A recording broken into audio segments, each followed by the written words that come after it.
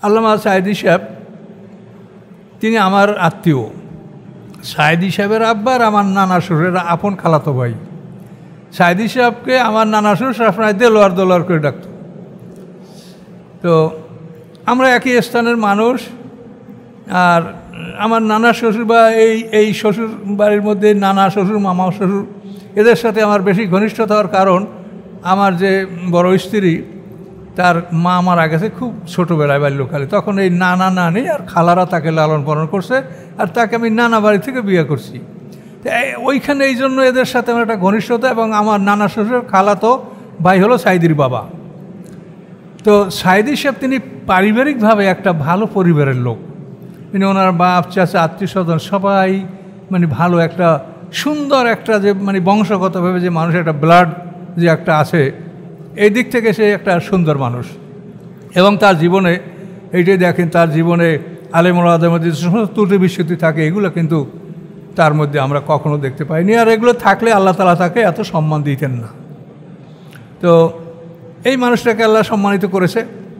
এখন এই মানুষটাকে অসম্মান করার জন্য যে পদ্ধতিগুলো অবলম্বন করা হয়েছে, আমি অবশ্য প্রস্তুতি নিয়ে এক্সটেম্পোরের মতো আমি উপস্থিতভাবে কথাগুলো বলতেছি, সেগুলি খুব মর্মান্তিক। আমার বাড়ি পিরোজপুর, ওনার বাড়ি পিরোজপুর, আমরা একই ডিস্ট্রিক্টের মানুষ, একটা নদী মাঝে এপার ওপার বাড়ি আমাদের। তো ওনাকে অপমান করার জন্য ওনাকে অ্যারেস্ট করা হলো। অ্যারেস্ট করার পরে কী করা হলো, ওনার বিরুদ্ধে মামলা রুজু করা হলো, মানে নারী ধর্ষণ খুন। লজ্জা থাকলে মানুষ এরকম কথা বলতে পারে না। এই জন্য আল্লাহ বলছেন আল হায়াও সৌবাতম, রাসূল বলছেন আল হায়াও সৌবাতম মিনাল ঈমান, যে লজ্জা হলো ঈমানের একটা শাখা। তার কারণ লজ্জা থাকলে কিন্তু মানুষ অনেক অন্যায় থেকে ফিরে থাকে লজ্জার কারণে। আর লজ্জা জিনিসটা যদি দূর হয়ে যায়, লজ্জা না থাকে, তাহলে কিন্তু মানুষ যা ইচ্ছে তাই করতে পারে। এই লজ্জাটা কিন্তু ঈমানের একটা বিরাট শাখা। ঈমানের ৭৯টা শাখা, তার মধ্যে লজ্জা খুব একটা দারুণ একটা শাখা, লজ্জা। আল হায়াও শুবাতুম মিনাল ঈমান। তো এখন ওনার নামে খুন মামলা। এখন খুন কোথায় পাবে? ওই পিরোজপুরে আমাদের দেলু শিকদার করে একটা লোক ছিল, রাজাকার ছিল, এবং সে লোক খুন করছে, দেলু শিকদার। এখন ওই সাইদিরে বানাইছে দেলু শিকদার। দেলু শিকদার দেখেন, এইটা বানানোর পরে তারপরে আবার সুখরঞ্জন বালি তার ভাই খুন হয়েছে। এই জন্য এই সুখরঞ্জন মালিককে সাক্ষী বানাইলো যে সাইদির বিরুদ্ধে সে যেন সাক্ষী দেয়। কিন্তু সুখরঞ্জন মালিক সাইদির বিরুদ্ধে সাক্ষী দিল না, যার ফলে তাকে হাইকোর্ট থেকে ওরা ধরিয়ে নিয়ে সাক্ষী দিতে আনছিল, সাক্ষী দিল না। এই জন্য মাইরিয়া পিটিয়ে ওকে ভারতে চালান দিয়ে দিল। এবং কয়েক বছর ভারতে থাকার পরে সেই লোকটা আসে, কিন্তু তারপর সে সাইদির বিরুদ্ধে সাক্ষী দেয়নি। একটা হিন্দু মানুষ সুখরঞ্জন বালি। সাইদি সাহেব 2বার এমপি হয়েছে পিরোজপুরে, পিরোজপুর সদর থানা, আর একটা হলো ও থানাটার নাম হলো নাজিরপুর।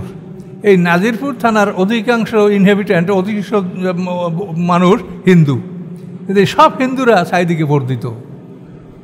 কোনোভাবেই হিন্দুদের ভোট সাইদি ছাড়া অন্য কেউ পেত না। এমন সেই লোকটার এমনই একটা গ্রহণযোগ্যতা ছিল। তো এখন সুখরঞ্জন বালিকে তো পারল না। এবং এদের একটা স্কুল ছিল, যেরকম আপনারা এই দেখেন না আয়নাঘর, এই আয়নাঘরের মতো তাদের আর একটা স্কুল ছিল, সেটা আপনারা হয়তো জানেন না, আমি দেখিনি কাউকে বলতে। সেটা হলো তাদের একটা স্কুল ছিল, সেটা হলো মিথ্যা প্রশিক্ষণের স্কুল। যারা সাক্ষী দেবে তাদেরকে এই স্কুলে ভর্তি করিয়া খাওয়া পড়া থাকা সব ব্যবস্থা করিয়া তাদেরকে কি বলতে হবে মিথ্যা, এগুলো ট্রেনিং দেওয়া হইতো। এই ট্রেনিং দিয়া ওই কথাগুলো জজের সামনে, বিচারকের সামনে বলবে, এবং সেই কথার উপরে বিচারক তাদেরকে যাবজ্জীবন দেবে, আমরণ দেবে, ফাঁসি দিবে। এই একটা স্কুল ছিল। তো আল্লাহ জানেন মানুষ, পৃথিবীর জন্য মানুষ কত কি করে, আর আল্লাহ তাআলা কীভাবে তাদেরকে লাঞ্ছিত করে, এটা চোখের সামনে দেখছেন। যে তোমরা যেমন করেছো, আল্লাহ তাআলা মানুষকে অপমান করলে এইরকম অপমান করে। এখন যেটা দেখতেছেন আপনারা, কতই মর্মান্তিক। এ দেখেন কাজগুলো। এই স্কুল, এখানে সাক্ষী যারা দেবে তাদেরকে এই স্কুলে ভর্তি করে তাদের খাওয়া দাওয়া এবং প্রশিক্ষণ, তোমাকে এই কথাগুলো মুখস্থ করতে হবে, এই কথাগুলো তোমাকে বলতে হবে। এই স্কুলের প্রশিক্ষণের মাধ্যমে এই লোকগুলাকে ফাঁসি দেওয়া, যাবজ্জীবন দেওয়া, আমরণ শাস্তি দেওয়া, এইগুলি তারা এই ব্যবস্থা করেছে। কি লাভ হলো শেষ পর্যন্ত? কি লাভ হলো? এখন কি পরিণতিটা হচ্ছে দেখেন তো। কাজে এই জন্য আল্লাহ যে বলেন যে আমার মহাদিবসগুলির থেকে তোমরা মানুষকে উপদেশ দাও, তো এইভাবে এই সাক্ষী তৈরি করিয়া সাঈদীর বিরুদ্ধে সাক্ষী দেওয়া হলো। কিন্তু তারপরও তারা তো সাক্ষী দিতে চাচ্ছিল না। মুক্তিযোদ্ধার সময় পিরোজপুরের আমাদের মেজর ছিল, পিরোজপুর যে মেজর, উনি খুব ভালো মেজর ছিলেন। তো এই মেজর সাহেব সাঈদীর বিরুদ্ধে সাক্ষী দেয় নাই, যার জন্য এই মেজর সাহেব অনেক শাস্তি ভোগ করছে এবং সে সরকারি কোনো সুযোগ সুবিধা পায় নাই। তো আরও সে এর জন্য সে বহুত লাঞ্ছিত হয়েছে। কিন্তু উনি বলছে যে না, আমি তার বিরুদ্ধে আমি সাক্ষী দিতে পারবো না। এরা মাঠের লোক, এরা ফিল্ডে যুদ্ধ করেছে। তো এই পিরোজপুরে যে মেজর সাহেব, আর্মি মেজর, ওনাকে তো উনি শেষ পর্যন্ত পালাইছিল। শেষ পর্যন্ত সুন্দরবনে অভিযান চালায় ওনাকে ধরছে, অ্যারেস্ট করছে। সব বহু আগের কথা, আপনারা কেউ দেখছেন কিনা না জানি না। তো ওনাকে দিয়েও ও সাঈদীর বিরুদ্ধে কথা বলাতে পারে নাই। কিন্তু তাদের যে স্কুল, মিথ্যা প্রশিক্ষণের স্কুল, এই স্কুল দ্বারা লোকজন হাজির করে বলাইয়া টলাইয়া এই সাঈদীর হলো ফাঁসি, তারপর আমরণ, এটা তাদের করা হলো। আজকে সাঈদী সাহেবের মৃত্যু দিবস, এটা তো আমার খেয়ালও ছিল না। তো এটা সম্পর্কে আমাকে ওই ইউটিউবাররা অনুরোধ করছে যে এটা সম্বন্ধে কিছু কথা বলেন। তো আমরা এটা সম্বন্ধে কিছু কথা বলি। তিনি একজন বিশ্ববরেণ্য আলেম ছিলেন এবং তার ব্যাপারে আমরা আলোচনা করতেই পারি। তার কারণ আল্লাহ তাআলা এইভাবে যে আমি যে মহাদিবস ওয়াযাক্কিরহুম বিআইয়ামিল্লাহ, এর উপরে আমি মসজিদে তাফসীর করছি সেদিন, যে সূরা ইব্রাহিমের 5 নম্বর আয়াত, যে আল্লাহর যে মহাদিবস, এই মহাদিবসে পৃথিবীতে যে বড় বড় কিছু ঘটে, এরকম দিনগুলিকে মহাদিবস বলা হয়, স্মরণীয় দিন। এই স্মরণীয় দিন, মহাদিবস, এগুলির মাধ্যমে আল্লাহ তাআলা আমাদেরকে উপদেশ দিতে বলেছেন। তো এখন এই মহাদিবস থেকে আমরা কী উপদেশ দেব আপনাদেরকে? তো এটা বিরাট কথা। আমি ওখানে মোটামুটি ব্যাপক আলোচনা করেছি। তো আল্লামা দেলোয়ার হোসেন সাঈদী, তারও জীবনটা আমরা ধরতে গেলে আমরা যেটা দেখি স্বচক্ষে, তো এটাও একটা মোটামুটি মহাদিবসের মতো। তার কারণ তার জানা যায় যত লোক হয়েছে, আপনারা জানি দেখেন, আমার মনে হয় যে এই পৃথিবীতে আসে 1 শতাব্দী 100 বছরের মধ্যে কারো জানা যায় এত লোক হয়নি। তাতে ওনার চাইতে অনেক বড় জ্ঞানী পৃথিবীতে আগে ছিল, এখনও আছে। কিন্তু আল্লাহ যাকে মনোনীত করেন সেটা আল্লাহর ব্যাপার। মুহাম্মদ সাল্লামকে আল্লাহ নবুয়ত দিয়েছে না, আর বলে হয় এই আল্লাহ আব্দুল মুত্তালিবের এতিমকে আল্লাহ দেখছে আর মানুষ দেখে না কি?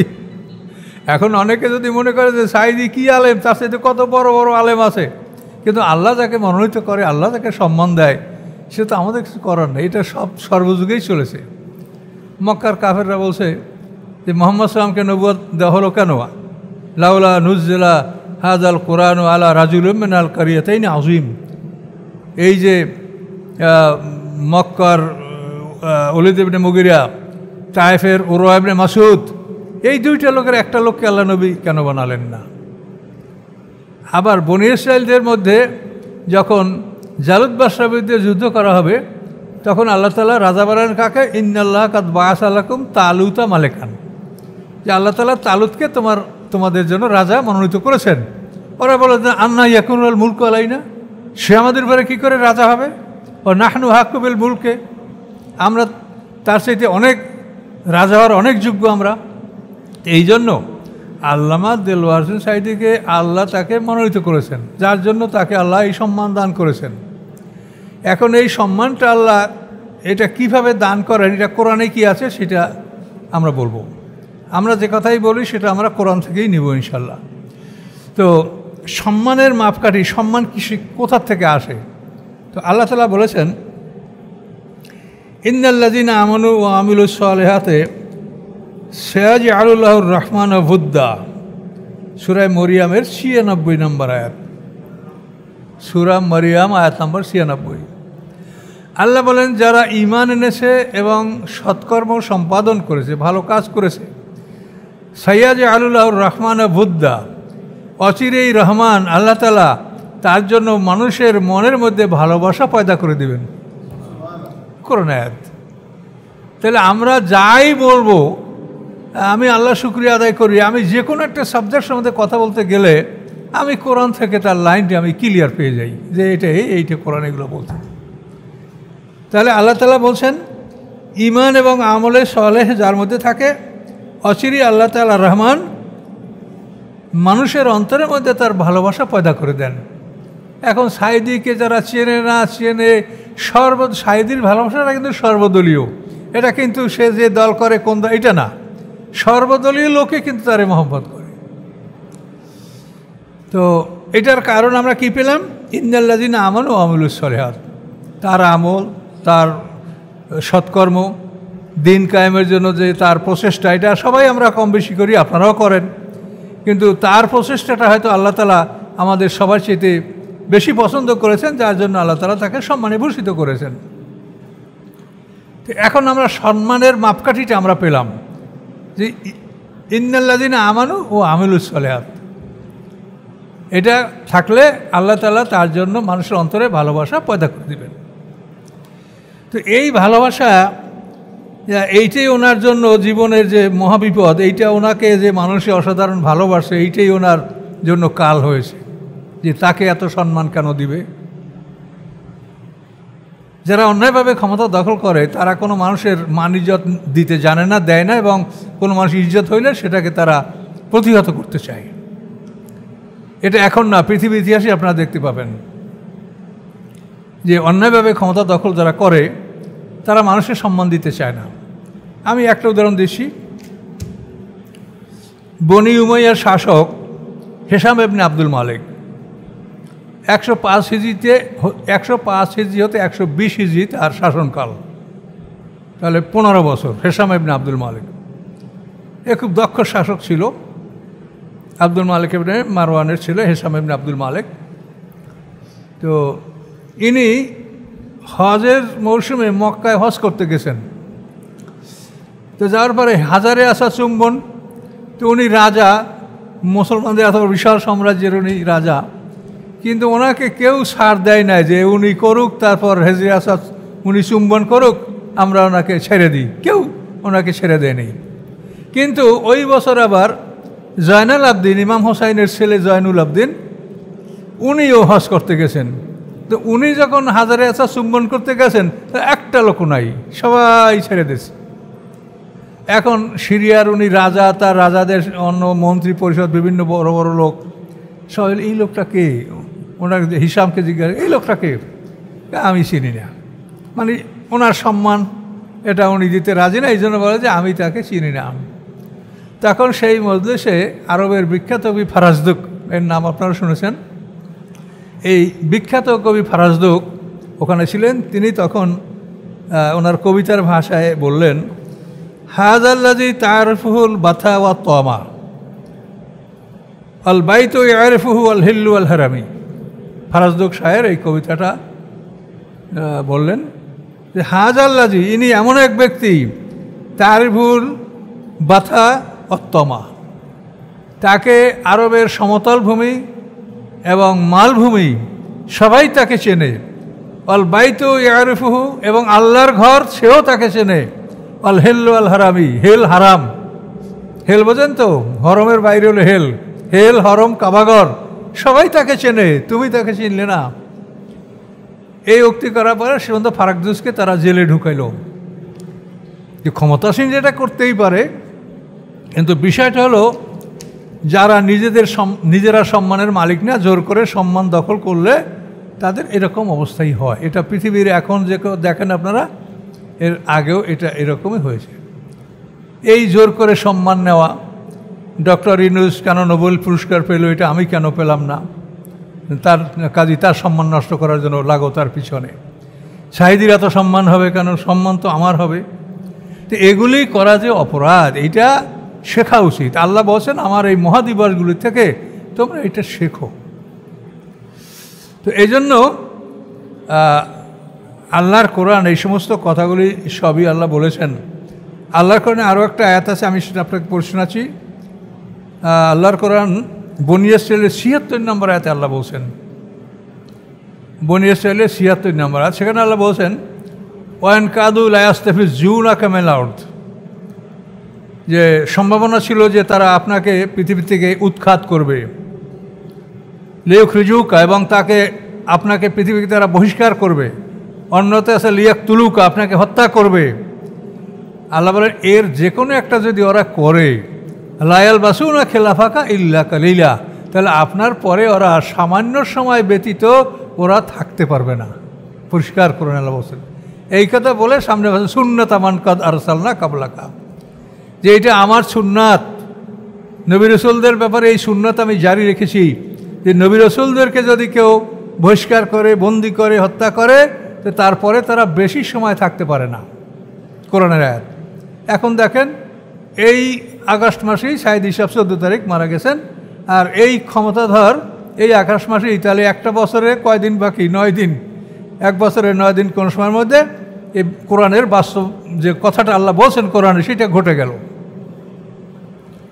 আমি কোনো কথা নিজে, আপনারা তো জানেন যে আমার জীবনের উদ্দেশ্যটাই হলো কোরআনের কথা বলা, আর কোরআনে সব আছে। তাহলে আল্লাহ যে কথাটা প্রতিশ্রুতি দিয়েছেন যে হে রাসূল, আপনাকে যদি বন্দি করা হয়, বহিষ্কার করা হয়, হত্যা করা, যে কোনো একটা করলে লা ইয়ালবাসুনা খিলাফাকা ইল্লা কালিলা, বনী ইসরাঈল ৭৬ নম্বর, যে আপনার পরে তারা সামান্য সময় ব্যতীত তারা থাকতে পারবে না। তাই তো হলো। কারণ এই জন্য এগুলো হলো শিক্ষা, এগুলি মানব জাতির জন্য শিক্ষা। কোরআনে আল্লাহ যে বলেন যে আমার কোরআনে সব আছে, অকুল্লা সেন ফাসাল্লাহু তাফসিলা, আল্লাহ বলেন আমার কোরআনে আমি সব বিষয়গুলি আমি বিস্তারিত বর্ণনা করেছি। তো এখন আমাদের কথা হচ্ছে যে কোরআনে আল্লাহ কি বলে, কুলিল্লাহুম্মা মালিকাল মুলক, আল্লাহ বলে যে আমি রাজত্বের মালিক, আমি, তুমি না। তোমাদেরকে আমি রাজত্ব দান করি, কিন্তু এটা তো মনে করেন এটা তোমার। মালিকাল মুলক, তিনি সমস্ত রাজত্বের মুলুকের মালিক আল্লাহ। কাজে এটা আমাদের বিশ্বাস করতে হবে এবং সেভাবেই আমাদের আল্লাহ হুকুম মতো চলতে হবে। আল্লাহর হুকুম মতো না চললে অপমান। পৃথিবীতে হিটলার একজন মানে চরমপন্থী লোক ছিল, কি পরিণামটা তার হয়েছে দেখেন। হিটলার, অ্যাডলফ হিটলার, তার ওস্তাদের নাম হলো ফ্রেডারিক নিৎসে। এইভাবে পৃথিবীতে যারা অন্যায় করেছে, জুলুম করেছে, তাদের কারো পরিণতি ভালো হয় নাই। কিন্তু আমরা নিজেদেরকে মুসলমান পরিচয় দেওয়ার পরে আমাদের দ্বারা এইরকম কাজ হওয়া, এটা কি কোনো রকম সম্ভব? কাজে এটা কোনো রকম আমাদের জন্য সম্ভব হয়নি। তো আমরা কোরআন থেকেই মিলে দেখলাম যে আল্লাহ যে কথাগুলো বলেছেন, সব কথাগুলি আমরা বাস্তবে পেলাম যে এভাবে আল্লাহ বলেছেন, আর এভাবে সব কিছু হয়েছে। কাজে এই জন্য এর থেকে আমরা নিজেরা শিখবো, অন্যকে শিখাবো। কেউ যেন এরকম মনে না করে যে আমি ক্ষমতায় আছি তাই আমি যা ইচ্ছা তাই করে এটা চিরস্থায়ী করে নিব। এটা আল্লাহ আপনার জন্য যে নির্ধারিত সময় করেছে, ওর পরে আপনি 1 সেকেন্ডও আগাতে পারবেন না। কচি কচি বাচ্চাদের হাতে এদের পতনটা ঘটলো, এটা কি আশ্চর্য ব্যাপার দেখেন। কত বড় বড় জাতীয় নেতা, অমুক দল সমুক দল, 20 বছর 50 বছরের রাজনীতিবিদ, মানে হাতি ঘোড়া গেল তল, ভেড়া বলে কত জল। হ্যাঁ, কচি কচি ছেলে পেলে দেখলে কীরকম লাগে চোখের সামনে, দেখেন তো। কাজে এটা হলো আল্লাহর ইচ্ছে, এটা আল্লাহ করেছে। ওরা যদি মনে করে আমরা করছি, সেটা আবার ওদেরও ভুল হবে। এটা আল্লাহ করেছে এবং আল্লাহ তোমাদেরকে এই কাজের জন্য ব্যবহার করেছে। এবং আপাতত দেখতে পাচ্ছি যে তারা একটা ভালো উদ্দেশ্য নিয়ে কাজ করছে, বাকি আল্লাহ জানেন। আপনারা সবার জন্য দোয়া করেন। এরা যে পরিশ্রম করে, সত্যি এটা আমি দেখলে আমার খুব কষ্ট লাগে যে এই লোকগুলি আন্দোলন থেকে আরম্ভ করিয়া, যে ডক্টর আসিফ নজরুল আন্দোলন থেকে আরম্ভ করিয়া তারপরে ক্ষমতা নেওয়ার পরে দিবারাত্রি বিশ্রাম নাই। এরা কি সুস্থ থাকে না অসুস্থ হয়ে পড়ে? আমার তো এদের পরিশ্রম দেখলে আমি হয়রান হয়ে যাচ্ছি যে এত পরিশ্রম এই লোকগুলা করছে। এই লোকগুলা কোনো স্বার্থপর লোক না, এরা স্বার্থের জন্য আসে নাই। তো এই জন্য তাদের জন্য দোয়া করেন, শাহেদ সাহেবের জন্য আপনারা দোয়া করেন। তার জন্য দোয়া করার অনুমতিও ছিল না, 15 বছর পর্যন্ত এদেশের কোনো মানুষ সাইদির নামে দোয়া করলে, সাইদির জন্য নাম করে দোয়া করলে তাকে জেলে যাইতে হইতো। এতখানি বিদ্বেষ একটা মানুষের রাখার জন্য কি হতে পারে? এত বিদ্বেষ কেন? আর করে তুমি কোথায় সম্মানটা তুমি পেলে? কোথায় সম্মানটা তুমি, তোমার সম্মানটা কোথায়? তুই আল্লাহ সম্মান না দিলে মানুষ সম্মান পায়? কাজে এতখানি প্রতিহিংসা করা যে তার জন্য দোয়া করা যাবে না, তার জানাজায় যাওয়া যাবে না। যারা জানাজায় গেছে তার হাজত যায় নাই, দোয়া করছে তাদের ইমামদের চাকরি যায়। একটা মানুষ দোয়া করবে, কি অপরাধ বলেন? কাজে এতখানি বাড়াবাড়ি যারা করেছে তাদের পরিণাম আল্লাহ কি করেছেন? যা করছে আপনিও করেন না, আমিও করিনি, আল্লাহ করেছে। তবে আল্লাহ তাআলা যাকে ইচ্ছা যাকে দিয়া করেন তাদেরই কাজ করেন। নমরুদকে ধ্বংস করার জন্য আল্লাহ ব্যবহার করছে কি? মশা। কি নমরুদ এত বড় বিশ্ববিখ্যাত শক্তি, সারা পৃথিবীর মালিক, তাকে ধ্বংস করার জন্য আল্লাহ কি বাহিনী ব্যবহার করলেন? মশা। তো বাংলা তো সেই রকমই, যাদের দ্বারা এই দেশ দখল হইল এদের নমরুদের মশার মতনই ইতিহাস। কাজে যাই হোক, আমরা আল্লাহর দরবারে শুকরিয়া আদায় করব এবং আমরা জাতির জন্য দোয়া করব যে আমাদের জাতি যেন আবারও বিভ্রান্ত না হয়, আমরা যেন আবারও কষ্ট না পাই।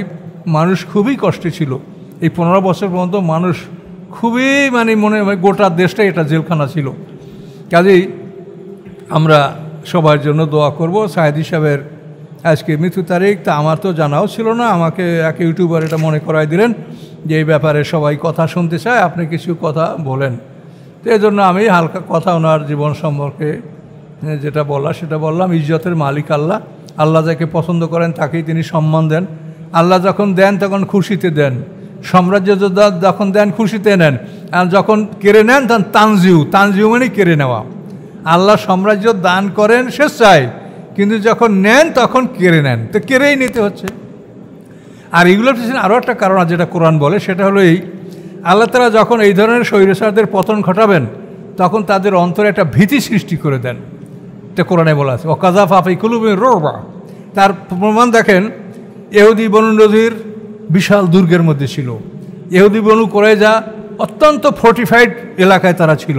বনু কায়নুকা তারাও এরকম। এই সমস্ত এলাকা দখল করা মুসলমানদের কোনো শক্তি ছিল না, কিন্তু মুসলমানরা যখন সেখানে গেছে আল্লাহ তাআলা তাদের অন্তরে ভীতি সৃষ্টি করে দিয়েছে। ওরা ভয় পাইয়ে বলছে, ইয়া রাসূলুল্লাহ আপনি বলেন, যা বলেন তাই মানব। এইরকম যখন মানুষের পতনের সময় আসে তখন তাদের অন্তরে ভীতি সৃষ্টি হয়ে যায়। এই ভীতির কারণে তারা যা জোগাড় করছে, তাদের পাহারাদার, তাদের বডিগার্ড, তারা পৃথিবীতে যত কিছু আছে সবই তো তাদের ছিল। কিন্তু আসলে যখন আল্লাহ তাআলা ভিতর থেকে নরম করে দেয়, দুর্বল করে দেয়, তখন কোনো শক্তি তারা ব্যবহার করতে পারে না। এগুলি সব কোরআনে বলা আছে। আমি অবাক হই যে আল্লাহ আপনার কোরআনে এমন কিছু নাই যে এইটা নাই। কাজেই এই কোরআন আপনারা ভালো করে শেখার চেষ্টা করেন, অন্যদেরকে উৎসাহিত করেন। এই কোরআনের জন্য আমরা এত মেহনত করছি, তাতে আপনারা মাত্র এই কটা মানুষ, এটাও দুঃখজনক। কিন্তু কি করা যাবে বলেন? তারপর আপনারা চেষ্টা করেন, মানুষকে বোঝার চেষ্টা করেন যে আমরা এই কোরআনে কি আছে এটা জানার জন্য আপনারা আগ্রহী হন। জীবনের বাকি সময়টা কোরআনের জন্য ব্যয় করেন। আপনি দুনিয়ার কাজ যেটা করার সেটা করেন, এরপরে বাকি সময়টা আপনি কোরআনের জন্য ব্যয় করেন। আপনার সময়টা ভালো লাগবে, আপনার মন ভালো থাকবে। আমি যখন বিভিন্ন চিন্তায় অস্থির হয়ে যাই তখন কোরআন খুললে পড়তে শুরু করলেই আমি সুস্থ হয়ে যাই, আমার আর কোনো দুশ্চিন্তা মনের মধ্যে থাকে না। আপনারও হবে, এটা সবাই হবে। কাজে এই জন্য আপনারা এই কাজগুলো করেন এবং আমরা আল্লাহর কাছে দোয়া করি সবাই কবর জিয়ারত করেন। ফাতিহা ইখলাস দুরূদ শরীফ, ফাতিহা ইখলাস দুরূদ শরীফ পাঠ করেন।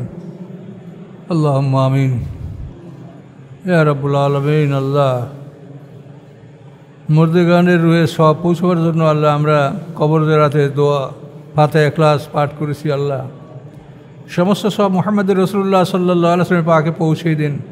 আদম আলাইহিস সালাতু ওয়াস সালামতে আসমত আম্বিয়া আউলিয়া গাউস কুতুব উলামা ফুজালা শুহাদা সালিহিন সিদ্দিকিন মুমিনিন মুমিনাত মুসলিমিন মুসলিমাত যারা দুনিয়া থেকে চলে গেছেন তামামের আরওয়াহ পাকে সব পৌঁছে দিন। আল্লাহ আমরা যারা হাত তুলেছি, আমাদের পিতামাতা, দাদা দাদি, নানা নানি, শ্বশুর, আত্মীয় স্বজন যারা কবরে আছেন, তামামের আরওয়াহ পাকে সব পৌঁছে দিন। আল্লাহ আল্লামা দেলোয়ার হোসেন সাঈদী, তাকে আপনি সম্মান দিয়েছেন। আল্লাহ আশা করি আপনি পরকালেও তাকে সম্মানিত রাখবেন। আমরা এই দোয়া তার রুহে পাকে পৌঁছে দেওয়ার জন্য আপনার কাছে অনুরোধ করছি। আল্লাহ আল্লাহ তার পরিবারে অন্য যারা আছে তারা সহি সালামতে থাকতে পারে, নিরাপদে জীবনযাপন করতে পারে, আপনি তৌফিক দিন। আল্লাহ সমস্ত মুসলমানরা নিরাপদে থাকতে পারে, আল্লাহর ব্যবস্থা করে দিন।